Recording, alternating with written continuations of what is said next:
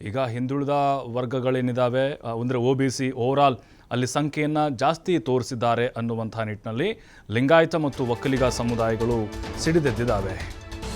ಇನ್ನು ಮುಂದಿನ ಸ್ಟೋರಿಗೆ ಹೋಗ್ತಾ ಇದ್ದೇವೆ. DCM DKC ಹಿಂದುತ್ವ ಅಸ್ತ್ರ ಬಿಜೆಪಿಗೆ ಕೌಂಟರ್. ಇದು ಕರಾವಳಿಯಲ್ಲಿ DCM DKC ಫುಲ್ ಆಕ್ಟಿವ್ ಆಗಿದ್ದಾರೆ. ಮಿಂಚಿನ ಸಂಚಾರ DK ಶಿವಕುಮಾರ್ದು. ದಕ್ಷಿಣ ಕನ್ನಡ ಕೈ ಮುಖಂಡರಿಗೆ DKC ಟಾಸ್ ಕೊಟ್ಟಿದ್ದಾರೆ. ಕಂಬಳ ಟೆಂಪಲ್ ರನ್ ಬ್ರಹ್ಮ ಕಲಶೋತ್ಸವಕ್ಕೆ DKC ಬಹಳ ಉತ್ಸುಕರಾಗಿ ಪಾಲ್ಗೊಳ್ತಾ ಇದ್ದಾರೆ. ಬಿಜೆಪಿಯ ಭದ್ರಕೋಟೆಯಲ್ಲಿ ಸಾಫ್ಟ್ ಹಿಂದುತ್ವದ ಅಸ್ತ್ರವನ್ನ ಬಿಡ್ತಾ ಇದ್ದಾರೆ. ಪಕ್ಷ ಬಲವರ್ಧನೆಗಾಗಿ ಕಾರ್ಯಕ್ರಮ ರೂಪಿಸಲು ಸೂಚನೆ ಕೊಟ್ಟಿದ್ದಾರೆ. ಗುರುಪುರ ಕಂಬಳ ಬೆನ್ನಲ್ಲೇ ಮತ್ತೆ ಕರಾವಳಿ ಟೆಂಪಲ್ ರನ್ ಶುರು ಮಾಡಿದ್ದಾರೆ. DK ಶಿವಕುಮಾರ್ ತಿಂಗಳಿಗೆ ಒಂದ್ಸಲಾದ್ರೂ ಹೋಗಿ ಬರ್ತಾ ಇದ್ದಾರೆ. ಧರ್ಮಸ್ಥಳ ದೇವಸ್ಥಾನಕ್ಕೆ ಭೇಟಿ ಸೇರಿದಂತೆ ಸಾಕಷ್ಟು ಕಾರ್ಯಕ್ರಮಗಳಲ್ಲಿ ಕರಾವಳಿಯಲ್ಲಿ ಭಾಗಿಯಾಗ್ತಾ ಇದ್ದಾರೆ. ಬೆಳ್ತಂಗಡಿ ಕಾರ್ಯಕರ್ತರ ಸಮಾವೇಶದಲ್ಲಿ ಭಾಗಿಯಾಗಲಿಕ್ಕೆ ಸಜ್ಜಾಗಿದ್ದಾರೆ. ಇದೇ ಏಪ್ರಿಲ್ 20ಕ್ಕೆ ಕಾರ್ಯಕರ್ತರ ಸಮಾವೇಶ ಬೆಳ್ತಂಗಡಿಯಲ್ಲಿ ನಡೆಯಲಿದೆ. DK ಶಿವಕುಮಾರ್ ಕಾಲಿಗೆ ಚಕ್ರ ಕೊಟ್ಕೊಂಡು ಮುಂದಿನ ವಿಧಾನಸಭಾ ಚುನಾವಣೆಯೂ ಸೇರಿದಂತೆ ಈಗ ಮುಂಬರುವಂತಹ ಸ್ಥಳೀಯ ಸಂಸ್ಥೆಗಳ ಚುನಾವಣೆಯಲ್ಲಿ ತಮ್ಮ ಹಿಡಿತವನ್ನು ಸಾಧಿಸಬೇಕು ಅಂತ ಹೇಳಿ, ಅದರಲ್ಲೂ ನನ್ನ ನೇತೃತ್ವದಲ್ಲೇ ಕರಾವಳಿಯಲ್ಲಿ ಸಂಘಟನೆ ಮಾಡಿದ್ದೇವೆ ಅನ್ನುವಂಥ ಒಂದು ಸಂದೇಶ ಕೊಡಬೇಕು. ಅವ್ರಿಗೂ ಕೂಡ ಇದು ವೈಯಕ್ತಿಕವಾಗಿ ಟಾಸ್ಕ್ ಆಗಿದೆ. ಈಗಾಗಲೇ ಉತ್ತರ ಕರ್ನಾಟಕ, ಮಧ್ಯ ಕರ್ನಾಟಕ ಮತ್ತು ಹಳೆ ಮೈಸೂರು ಭಾಗದಲ್ಲಿ ಕಾಂಗ್ರೆಸ್ ತನ್ನ ಅಲೆಯನ್ನು ಸೃಷ್ಟಿ ಮಾಡಿದೆ ಕಳೆದ ವಿಧಾನಸಭಾ ಚುನಾವಣೆಯಲ್ಲಿ ಆ ದೃಷ್ಟಿಯಲ್ಲಿ ನೋಡಿದೆ. ಆದರೆ ಹಾಗಾಗಿ ಕರಾವಳಿ ಭಾಗದಲ್ಲೂ ಕೂಡ ಬಿಜೆಪಿಯ ಹಿಂದುತ್ವಕ್ಕೆ ಆ ಒಂದು ಅಸ್ತ್ರಕ್ಕೆ ಬ್ರಹ್ಮಾಸ್ತ್ರವಾಗಿ DK ಶಿವಕುಮಾರ್ ಅವರು ಈಗ ಎಲ್ಲ ಕಾರ್ಯಕ್ರಮಗಳಲ್ಲಿ ಸಾಲು ಸಾಲು ಕಾರ್ಯಕ್ರಮಗಳಲ್ಲಿ ಭಾಗಿಯಾಗುತ್ತಾ ಇದ್ದಾರೆ. ನೋಡಿ, ಈ ಹಿಂದೆ ಕೂಡ ಸಾಕಷ್ಟು ಮ್ಯಾರಥಾನ್ ಸಭೆಗಳನ್ನು ಮಾಡಿದರು DK ಶಿವಕುಮಾರ್. ಮತ್ತೀಗ ಟಾಸ್ಕನ್ನು ಕೊಟ್ಟಿದ್ದಾರೆ. ಅವರಿಗೆ ಡೆಡ್ಲೈನನ್ನು ಕೊಡ್ತಾ ಇದ್ದಾರೆ. ಇಷ್ಟು ಸಮಯದಲ್ಲಿ ಇಲ್ಲಿ ಸಂಘಟನೆ ಆಗಲೇಬೇಕು, ಇಷ್ಟು ಕಾರ್ಯಕರ್ತರನ್ನ ತಾವು ಈಗೇನು ಮೆಂಬರ್ಶಿಪ್ಪನ್ನು ಮಾಡಿಸಲೇಬೇಕು ಅನ್ನುವಂಥ ನಿಟ್ಟಿನಲ್ಲಿ ನೋಡಿ ಅಶೋಕ್ ಏನಿದ್ದಾರೆ, ರೈ ಏನಿದ್ದಾರೆ, ಅವ್ರನ್ನ ಹೊರತುಪಡಿಸಿ ಅಲ್ಲಿ ಕಾಂಗ್ರೆಸ್ ಅಷ್ಟೊಂದು ಹೇಳಿಕೊಳ್ಳುವಷ್ಟು ಈ ಬಾರಿ ಸಾಧನೆಯನ್ನು ಮಾಡಲಿಲ್ಲ. ಹಾಗಾಗಿ ಭವಿಷ್ಯದ ದೃಷ್ಟಿಯಿಂದ ಕರಾವಳಿಯ ಕೇಸರಿ ಕೋಟೆಯನ್ನು ಛಿದ್ರ ಮಾಡಲಿಕ್ಕೆ DK ಶಿವಕುಮಾರ್ ಅವರೇ ಇದೀಗ ಅಖಾಡಕ್ಕೆ ಎಂಟ್ರಿ ಕೊಟ್ಟಿದ್ದಾರೆ. ಅದೊಂದು ಕಬ್ಜಾ ಮಾಡ್ಕೊಂಡ್ಬಿಟ್ರೆ ಓವರಾಲ್ ಕರ್ನಾಟಕದಲ್ಲಿ ಕಾಂಗ್ರೆಸ್ನ ಒಂದು ಸಾಮ್ರಾಜ್ಯವನ್ನೇ ಕಟ್ಬೋದು ಅನ್ನುವಂಥದ್ದು.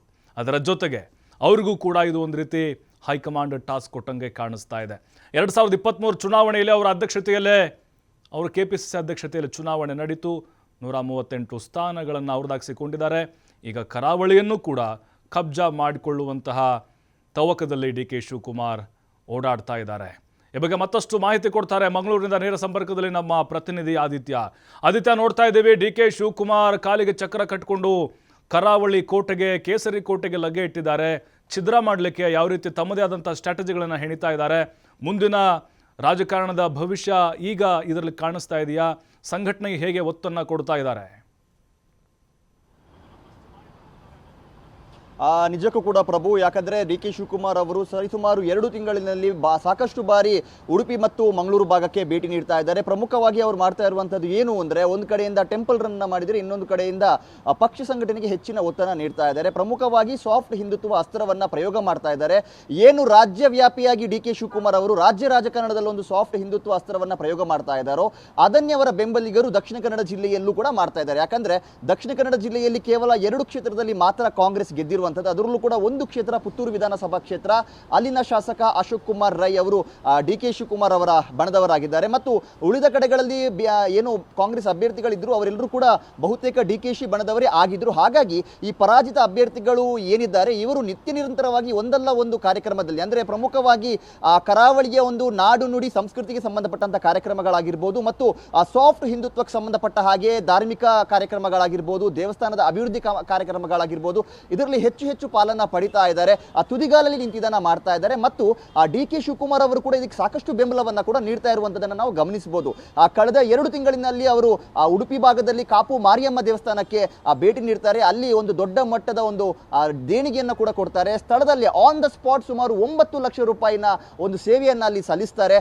ಅಲ್ಲಿನ ಏನು ಸ್ಥಳೀಯ ಶಾಸಕರು, ಪ್ರಮುಖವಾಗಿ ಕಾಪುವಿನ ಶಾಸಕರಾಗಿರುವಂತಹ ಗುರ್ಮೆ ಸುರೇಶ್ ಶೆಟ್ಟಿ ಅವರು ಕೂಡ ಓರ್ವ KPCC ಅಧ್ಯಕ್ಷ DCM ನ ಒಂದು ಧರ್ಮ ವ್ಯಾಮೋಹದ ಬಗ್ಗೆ ಬಹಳ ಚೆನ್ನಾಗಿ ಅವರನ್ನ ಹೊಗಳುವಂತ ಒಂದು ಕೆಲಸವನ್ನ ಕೂಡ ಮಾಡ್ತಾರೆ. ಇದು ಒಬ್ಬ ಬಿಜೆಪಿಯ ಶಾಸಕನ ಒಂದು ಮಾತು. ಹಾಗಾದ್ರೆ ಇದು ಜನಸಾಮಾನ್ಯರ ಮೇಲೆ ಯಾವ ರೀತಿಯ ಪ್ರಭಾವವನ್ನ ಬೀರಬಹುದು ಅನ್ನುವಂತಹ ಒಂದು ಲೆಕ್ಕಾಚಾರಗಳು ಸದ್ಯ ನಡೀತಾ ಇದೆ. ಹಾಗಾಗಿ ನಿತ್ಯ ನಿರಂತರವಾಗಿ back to back D K ಶಿ ಅವರು ಕರಾವಳಿಗೆ ಭೇಟಿ ನೀಡ್ತಾ ಇರುವಂತಹದರ ಹಿಂದೆ ಒಂದು ಕಡೆಯಿಂದ ಪಕ್ಷ ಬಲವರ್ಧನೆಯ ಒಂದು ಉದ್ದೇಶ ಇದೆಯಾ ಅನ್ನುವಂಥ ವಿಚಾರ ಮೇಲ್ನೋಟಕ್ಕೆ ಕಂಡು ಬರ್ತಾ ಇದೆ. ಕಳೆದ ವಾರ ಮಧೂರು ಬ್ರಹ್ಮಕಲಶೋತ್ಸವದಲ್ಲಿ ಅವರು ಭಾಗಿಯಾಗ್ತಾರೆ, ಸಾಕಷ್ಟು ಸಮಯವನ್ನ ಅಲ್ಲಿ ಕಳೀತಾರೆ. ಯಾಕಂದ್ರೆ ಬ್ಯುಸಿಯಾಗಿರುವಂತಹ ಒಂದು ಸಮಯ ಅವರದು. ಈ ಸಂದರ್ಭದಲ್ಲೂ ಕೂಡ ನಿತ್ಯ ನಿರಂತರವಾಗಿ ಒಂದೇ ಒಂದು ಕಾರ್ಯಕ್ರಮವನ್ನು ಕೂಡ ಮಿಸ್ ಮಾಡಿದೆ. ಅದು ಕೂಡ ಪ್ರಮುಖವಾಗಿ ಅವರ ಬೆಂಬಲಿಗರು ಏನಿದ್ದಾರೆ, ಈಗ ಕಳೆದ ಶನಿವಾರ ಒಂದು ಕಂಬಳಕ್ಕೂ ಕೂಡ ಆಗಮಿಸಿದ್ರು. ಆ ಕಂಬಳಕ್ಕೆ ಬಂದು ಅಲ್ಲಿ ಕಂಬಳಕ್ಕೆ ಒಂದು ಸ್ಥಾನಮಾನವನ್ನ ನೀಡುವಂತ ನಿಟ್ಟಿನಲ್ಲಿ ಅಥವಾ ಮುಂದಿನ ದಿನಗಳಲ್ಲಿ ಅದಕ್ಕೆ ಉತ್ತೇಜನವನ್ನ ನೀಡುವಂತ ದೃಷ್ಟಿಕೋನದಲ್ಲಿ ದಸರಾ ಕ್ರೀಡಾಕೂಟಕ್ಕೂ ಕೂಡ ನಾವು ಕಂಬಳವನ್ನ ಸೇರಿಸ್ತೀವಿ ಅನ್ನುವಂತಹ ರೀತಿಯಲ್ಲೂ ಕೂಡ ಒಂದು ಮಾತುಗಳನ್ನ ಆಡ್ತಾರೆ. ಆ ಕಂಬಳದ ಒಂದು ಉಸ್ತುವಾರಿಯನ್ನ ಇನಾಯತ್ ಅಲಿ, ಏನು ಪರಾಜಿತವಾಗಿರುವಂತಹ ಕಾಂಗ್ರೆಸ್ ಅಭ್ಯರ್ಥಿ ಡಿ ಕೆ ಶಿವಕುಮಾರ್ ಬೆಂಬಲಿಗ ಇನಾಯತ್ ಅಲಿ ಅವರು ಮಾಡಿರ್ತಾರೆ. ಸೊ ಅದಕ್ಕೂ ಕೂಡ ಬರ್ತಾರೆ, ಬೆಂಬಲವನ್ನ ಕೊಡ್ತಾರೆ. ಇನ್ನು ನೆಕ್ಸ್ಟ್ ವೀಕ್ ಅಂದ್ರೆ ಆದಿತ್ಯವಾರ ಏಪ್ರಿಲ್ 20ರಂದು ಬೆಳ್ತಂಗಡಿಯಲ್ಲಿ ಕಾರ್ಯಕರ್ತರ ಸಮಾವೇಶ ಕೂಡ ನಡೆಯಲಿಕ್ಕಿರುವಂತದ್ದು. ಕಾಂಗ್ರೆಸ್ ಅಭ್ಯರ್ಥಿ ರಕ್ಷಿ ಶಿವರಾಮ್ ಇವರ ನೇತೃತ್ವದಲ್ಲಿ ಒಂದು ಕಾರ್ಯಕ್ರಮ ನಡೆಯಲಿಕ್ಕಿದೆ. ಇವರು ಕೂಡ ಡಿ ಕೆ ಶಿ ಬಣದಲ್ಲಿ ಬಹಳ ಪ್ರಮುಖವಾಗಿ ಇರುವಂತವರು.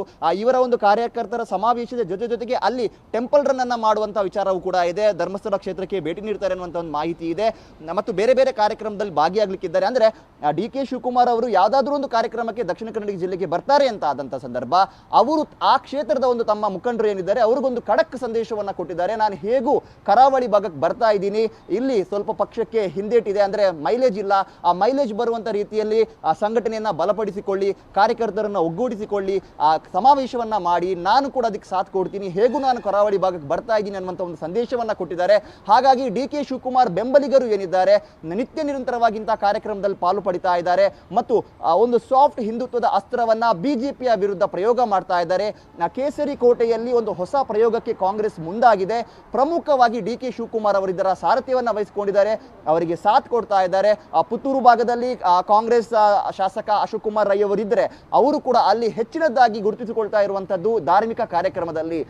ಹಿಂದೆ ಏನೋ ಆದಂತ ಒಂದು ತಪ್ಪಿನಿಂದ ಕಾಂಗ್ರೆಸ್ ಪಾಠ ಕಲಿತಂತ ರೀತಿಯಲ್ಲಿದೆ. ಯಾಕಂದ್ರೆ ಹಿಂದೆ ಅಧಿಕಾರದಲ್ಲಿ ಇದ್ದಂತ ಸಂದರ್ಭ ಅನೇಕ ರೀತಿಯಲ್ಲಿ ಈ ಒಂದು ಧಾರ್ಮಿಕ ಕಾರ್ಯಕ್ರಮಗಳನ್ನ ಮಾಡಿದ್ರು ಕೂಡ ಅದನ್ನ ಜನರಿಗೆ ಪರಿಣಾಮಕಾರಿಯಾಗಿ ತಲುಪಿಸುವಲ್ಲಿ ಕಾಂಗ್ರೆಸ್ ಎಡವಿದೆ. ಆದರೆ ಬಿಜೆಪಿ ಅಧಿಕಾರಕ್ಕೆ ಬಂದ ಬಳಿಕ ಹೆಚ್ಚಾಗಿ ಈ ಧಾರ್ಮಿಕ ಕಾರ್ಯಕ್ರಮಗಳಾಗಿರ್ಬೋದು, ಈ ಕರಾವಳಿಯ ಸಂಸ್ಕೃತಿಗೆ ಪೂರಕವಾದಂತಹ ಕಾರ್ಯಕ್ರಮದಲ್ಲಿ ಹೆಚ್ಚಿನ ಪಾಲನ್ನ ಪಡೆದು ಅದನ್ನ ಜನರಿಗೆ ತಲುಪಿಸುವಂತ ಕೆಲಸವನ್ನ ಬಿಜೆಪಿ ಮಾಡಿತು. ಈಗ ಅದೇ ಹಾದಿಯಲ್ಲಿ ಕಾಂಗ್ರೆಸ್ ಕೂಡ ಸಾಗ್ತಾ ಇದೆ. ಪ್ರಭು, ಥ್ಯಾಂಕ್ ಯು ಆದಿತ್ಯ, ತಮ್ಮೆಲ್ಲ ಸಂಪೂರ್ಣವಾದಂತಹ ಮಾಹಿತಿಗಾಗಿ. ಡಿ ಕೆ ಶಿವಕುಮಾರ್ ಈಗ ಕರಾವಳಿ ಕೋಟೆಗೆ ಲಗ್ಗೆ ಇಟ್ಟಿದ್ದಾರೆ. ಹೇಗೆ ಕೇಸರಿ ಕೋಟೆ ಛಿದ್ರ ಮಾಡಬೇಕು ನಮಗೆ ಮುಂಬರುವಂತಹ ಸ್ಥಳೀಯ ಚುನಾವಣೆಗಳಲ್ಲಿ ಗೊತ್ತಾಗುತ್ತೆ. ಇದೊಂದು ರೀತಿ ಆರಂಭದ ಅಗ್ನಿ ಪರೀಕ್ಷೆ ಅಂತ ಹೇಳ್ಬೋದು ಡಿ ಕೆ ಶಿವಕುಮಾರ್ ಅವರಿಗೆ.